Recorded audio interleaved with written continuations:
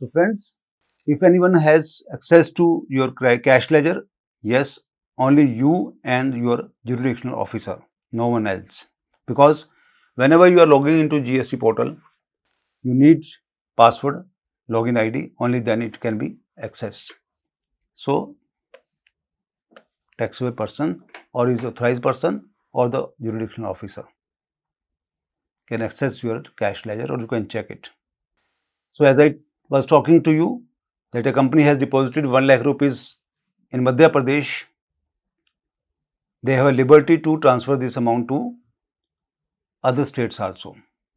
So, others, when you are having different GST numbers in different states, so you are district person for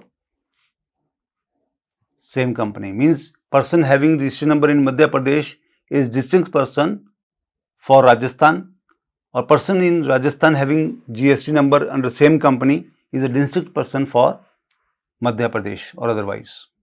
So, these a company having different GST numbers in different states, and any ideal amount paying lying there can be transferred to other state, as I mentioned earlier also. So, here also law says it is allowed, provided you don't have any liability under that state from where you are transferring the funds. Yes friends, at any point of time if you have paid less tax, intentionally or otherwise, so any short payment of tax is subject to GST. So, interest will be applicable at the rate of 18%. So, in GST we can say under section 50, 18% GST, in 80% interest is applicable for less payment of tax or excess availment of ITC. If you wrongly availed ITC or you short pay taxes, interest will be 18%. And in section 53 also talk about 24% ITC. 24% tax will be applicable if it is found that you have availed taxes or have not paid taxes because of fraudulent intention. Up to 24% tax interest can be levied on your payment of taxes. So, provisions are so harsh. We have to understand law very carefully while dealing with GST and also understand business transactions accordingly. So, friends, TDS is also a tax to be paid by some of the assessees. So, section 51 deals with provision of TDS under GST Act where tax has to be paid. So, if value of any contract, word is a contract. So, if a single contract having value more than 2.5 lakh rupees, TDS provisions are applicable. So, if you have 5 contracts with the same party and each contract is of 1 lakh rupees, your total contracts are of 5 lakh rupees, TDS provisions are not applicable. TDS provisions will be applicable only when your single contract having more than 2.5 lakh rupees value. So, here if you have 4 contracts of 50,000 rupees, 1 contract of 2.56 lakh rupees, here TDS will be applicable, here TDS will not be applicable, because condition is if value under a contract. So, wherever there is a contract of 2.5 lakh rupees and supply is to government agencies as specified in section 51 or 52 of CGST Act, then TDS shall be deducted at the rate of 1% for CGST, 1% for SGST. And this TDS will be credited to cash ledger of the supplier. But it is the responsibility of buyer to pay tax. So the buyer who is supposed to deduct TDS will pay his normal GST liability under IGST, CGST or SGST plus TDS and TCS. So it will be his total liability for that particular month. So as an SSC, if you are dealing with such organizations where TDS provisions are applicable, you have to make sure that for all the contracts having value more than 2.5 lakh rupees, you deduct TDS and deposit it to the government. It is the part of your liability and it will be paid in cash. From which date TDS provisions are applicable? Friends, we all know that GST is applicable in India with effect from 1st July 2017, but its all sections are not applicable from this date of 1st July 2017. Some of the sections, some of the provisions of GST has been made applicable thereafter. So is the case with TDS and TCS. Section 51, Section 52. These two sections are effective with effect from 1st October 2018. So meaning thereby from 1st July 2017 till 30th of September 2018 under GST there was no TDS tax. It comes only with effect from 1st October 2018. So TDS provisions under section 51, 52 are applicable in India with effect from 1st October 2018. So if any supplier, if any person got registered himself under GST, will TDS provisions are applicable? I mentioned you again and mentioning here also, no. Persons or taxable persons to whom TDS provisions are applicable have been defined, have been specified under section 51, 52.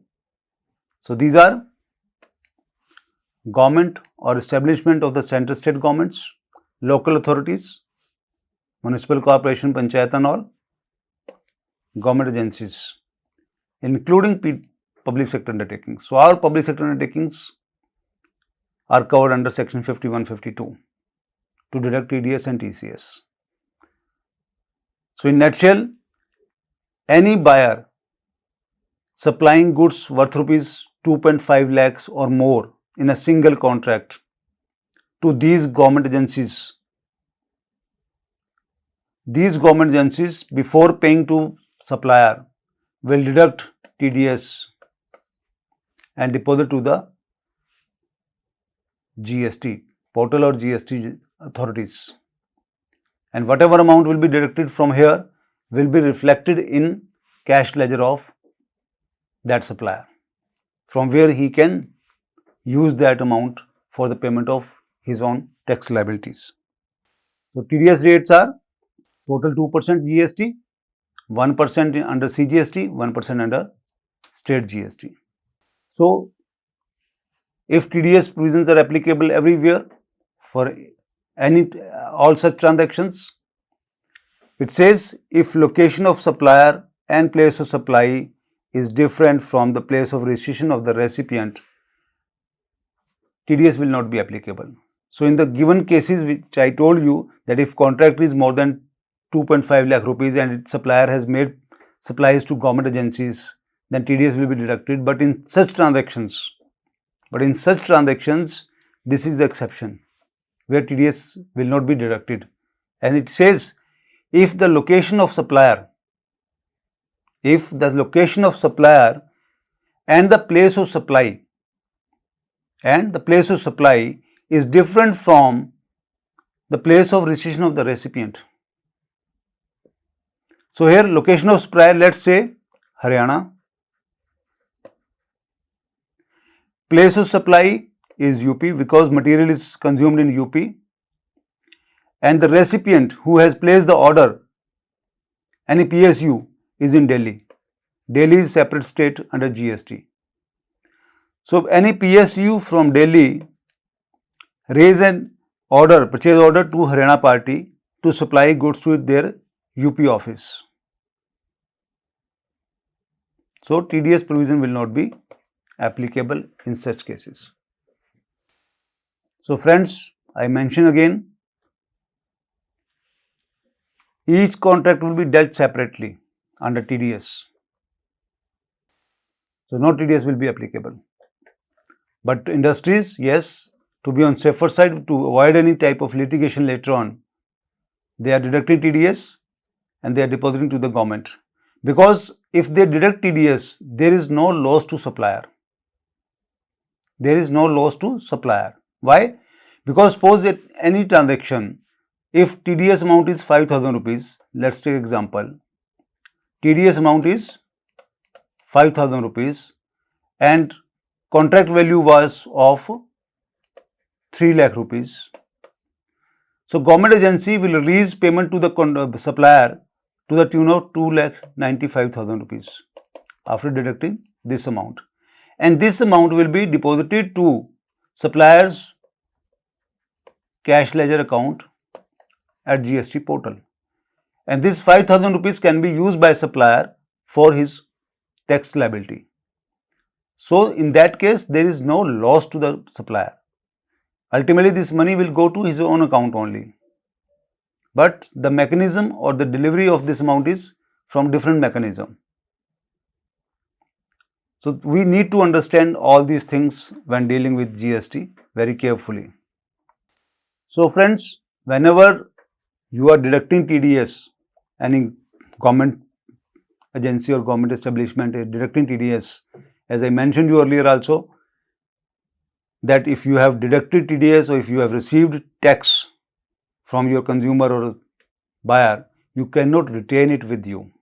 So every month, whatever TDS amount you have deducted, when you are made payments to your suppliers, this amount of TDS has to be deposited to government through GST 7 return, which is a monthly return for people those are deducting TDS by 10th of the next month. So if you are in March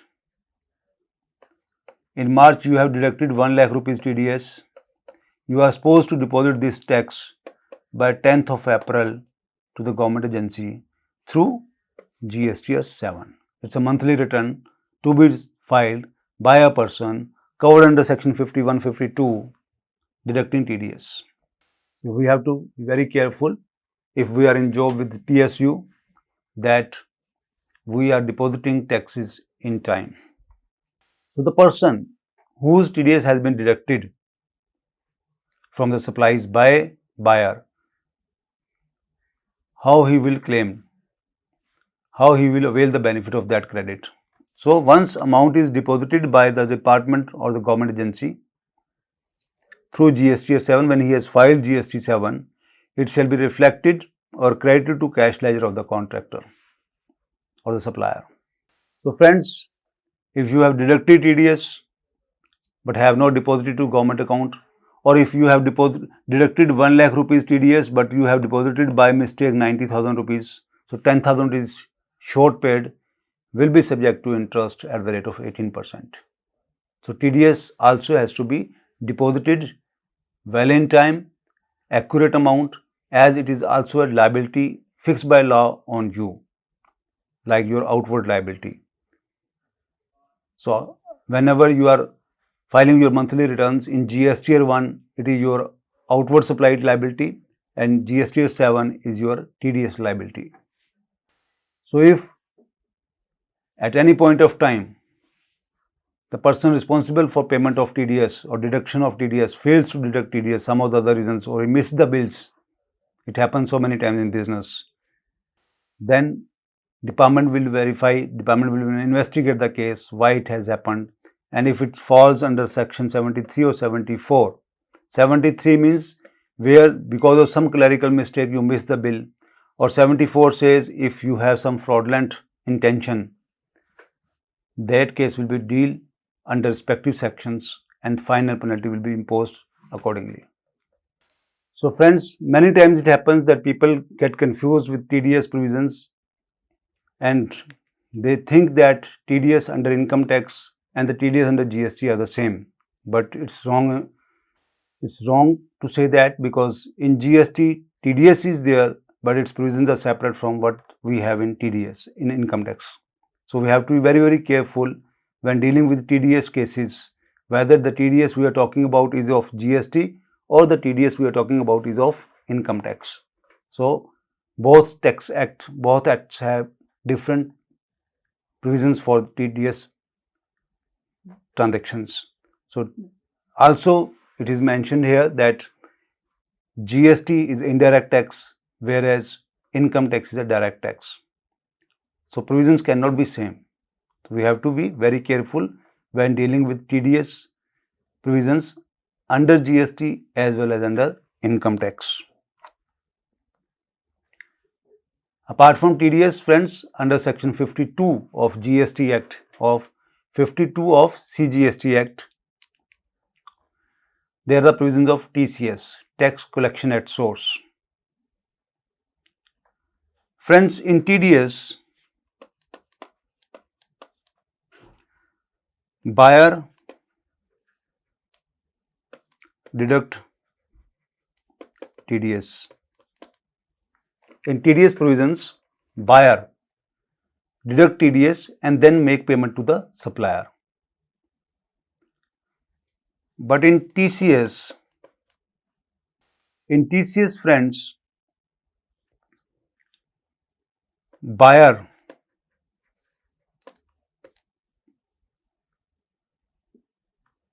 pays tax to supplier. Means in TDS I mentioned buyer deduct TDS while making payment to supplier. Here buyer pays tax to supplier. How? Friends, if we take the case of scrap dealer,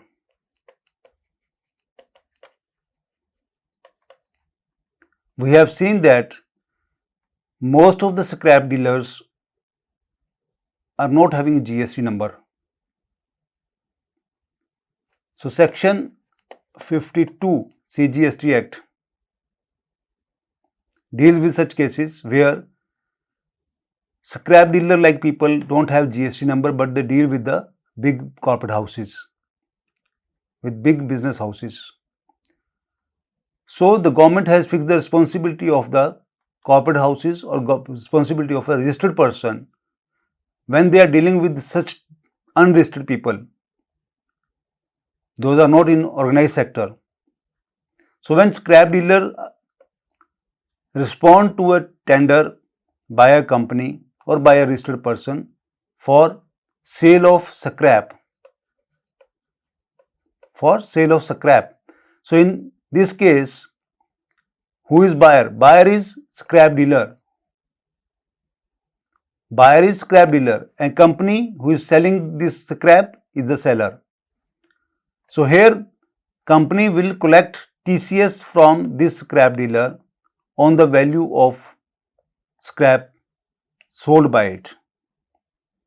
So when they are selling to the dealer this scrap dealer will pay amount to company. So let's example that 1 lakh rupees of scrap was sold by the company to this scrap dealer. So scrap dealer will pay 1 lakh rupees to company, and company will also ask 1% or 2% TCS on that. So 2000 rupees also will be paid by scrap dealer to company. So company in total will get 1,02,000 rupees. 2000 is TCS, which will be deposited to government authorities by the company for sale of scrap. And this sale of scrap is also subject to GST if it is covered under reverse charge mechanism. So we have to take care of that also, how TCS liability will be covered. So there are specified goods under GST on which TCS provisions are applicable. As I mentioned that in TDS, category of registered person is classified, specified, on whom and at what point of time TDS applicable, and here goods or the services are mentioned in law where TCS will be applicable and the buyer is supposed to pay to the supplier. And these provisions again, as I mentioned, comes into picture with effect from 1st October 2018, like TDS provisions. And the rate are the same, 1%, 1% in both the taxes, so total 2%. And the supplier who has sold the goods and who has collected TCS from buyer has to deposit like TDS to the government within 10 days under a return. So the person from whom TCS is collected, if he is a registered person, definitely he will be having a GST number and he can claim this amount of TCS through his cash ledger. But if he is unregistered, then it will be a cost to him. Similarly, friends, in GST, nowadays we have so many online transactions. So when you are dealing online through e-commerce operators, there are so many vendors selling their products online. Some of them have GST number, some of them don't have GST number. So all e-commerce operators are responsible to deduct TCS from the supplier. So means on e-commerce operator, e-commerce transactions, e-commerce operator provide a platform where vendors sell their product to buyer. So buyer placed order at e-commerce operator platform, it goes to vendor and vendor supply material directly to buyer, raise invoice through e-commerce operator to buyer, and physical delivery is given from vendor to buyer. So when buyer is making payment to vendor through e-commerce operator, here e-commerce operator's responsibility is fixed by GST law to deduct TCS from this vendor and deposit to government. So in all e-commerce transactions, TCS is being deducted by this e-commerce operator of every vendor and is being deposited to government through GST portal. And if your vendor is registered under GST, this TCS amount will be reflected in his cash ledger. So he can take a benefit of this if vendor is registered person. And responsibility of paying tax TCS is of e-commerce operator. So this e-commerce operator charges commission from vendor and also TCS. So this commission of e-commerce operator is also subject to GST at the rate of 18%. So this e-commerce operator, when charge commission to this vendor, will charge 18% GST, and this vendor will get benefit of this 18% paid to the e-commerce operator on the commission. So e-commerce transactions has its own major impact under GST, and it is very well controlled and monitored through IT. So friends, e-commerce operators is eligible for commission. As I mentioned you, they charge commission from vendors. Those are coming to their portal on some certain percentage, and that commission is subject to GST at the rate of 18%, and the vendor can claim ITC because it's an input for vendor. For vendor, it is input. They are getting services from e-commerce operator. So if friends, TCS is not deposited like TDS, then definitely 80% interest will be charged for not payment of TCS, and penalty and fine can also be.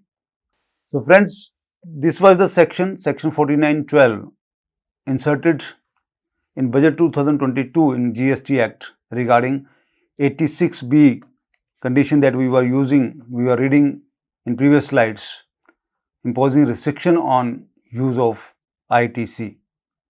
So each and every section is there under GST. So whenever we are dealing with GST, we have to go through each and every section of CGST. As I told you that we have 174 sections under CGST Act applicable to all these sections of all these acts of IGST and SGST.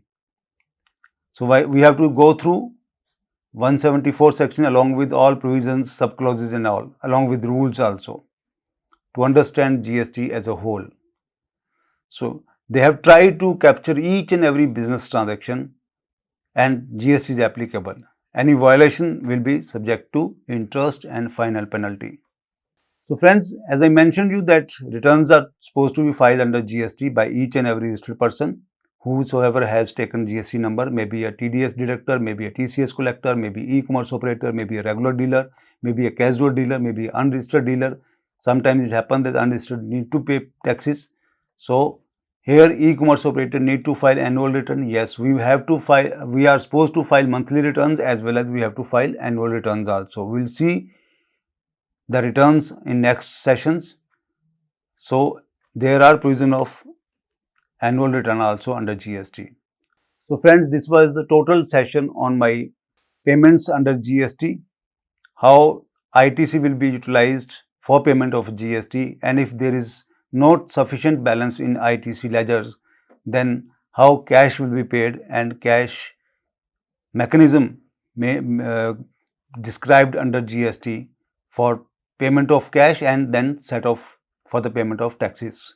So in nutshell, we have electronic credit ledger for IGST, we have electronic credit ledger for CGST, we have electronic credit ledger for SGST. So separate ledgers are maintained at GST portal, and in the same way we have cash ledger for IGST, cash ledger for CGST, cash ledger for SGST, and if it requires, we can transfer fund from one head to another head, intrastate and interstate also. But yes, there are conditions. Similarly, we can use or exhaust our ITC balances in a set manner as described to you, and if we violate such provisions, then tax interest will be applicable and penalty can also be imposed. Then we talk about TDS and TCS provisions, because TDS and TCS is deducted from my payment if I am a supplier. So that payment will be deposited by my buyer to the government agency at GST portal, which is available to me for my benefits for the set of my own tax liability. So if there is any